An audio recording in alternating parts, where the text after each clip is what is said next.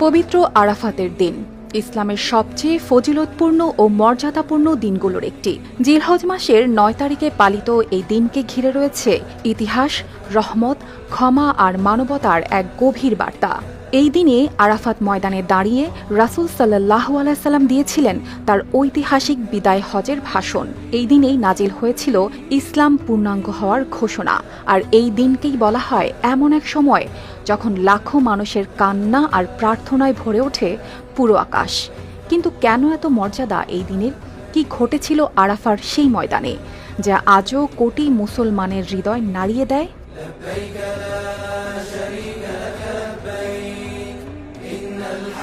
Saudi আরবের মক্কার কাছে অবস্থিত মাউন্ট আরাফাতের বিশাল ময়দান। হজের সময় পৃথিবীর নানা প্রান্ত থেকে আসা লাখো মুসলমান এখানে একত্রিত হন।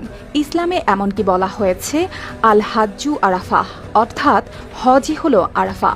মানে কেউ যদি হজের সব আনুষ্ঠানিকতা পালনও করেন কিন্তু নির্ধারিত সময়ে আরাফার ময়দানে উপস্থিত না থাকতে পারেন তাহলে তার হজ সম্পূর্ণ হবে না। এতটাই গুরুত্বপূর্ণ এই দিন ও এই স্থান।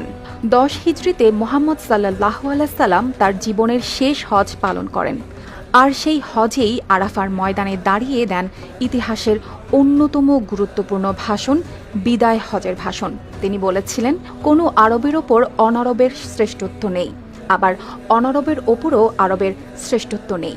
মানুষের মর্যাদা নির্ধারিত হবে তাকওয়া বা নৈতিকতার মাধ্যমে। আজও এই ভাষণকে মানবাধিকারের অন্যতম গুরুত্বপূর্ণ ঘোষণাগুলোর একটি হিসেবে দেখা হয়। ইসলামী বিশ্বাস অনুযায়ী এই আরাফার দিনেই নাজিল হয় কোরআনের সেই বিখ্যাত আয়াত, আজ আমি তোমাদের জন্য তোমাদের দিনকে পূর্ণাঙ্গ করলাম। সূরা মাইদা আয়াত ৩। এই আয়াত নাজিলের মাধ্যমে ইসলামকে পূর্ণাঙ্গ জীবন ব্যবস্থা হিসেবে ঘোষণা করা হয়। এ কারণে আরাফার দিন মুসলমানদের কাছে বিশেষ মর্যাদার। আরাফার দিনকে শুধু হজের আনুষ্ঠানিকতা হিসেবেই দেখা হয় না। অনেক আলেম বলেন এই দিন মানুষকে কিয়ামতের কথাও মনে করিয়ে দেয়, কারণ লাখো মানুষ একই পোশাকে, একই ময়দানে, একইভাবে দাঁড়িয়ে থাকেন।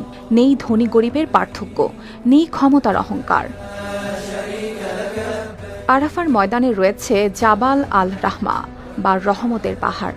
ইসলামী ঐতিহ্যের কিছু বর্ণনায় বলা হয় পৃথিবীতে অবতরণের পর আদম ও হাওয়া দীর্ঘ বিচ্ছেদের পর এখানেই পুনর্মিলিত হয়েছিলেন।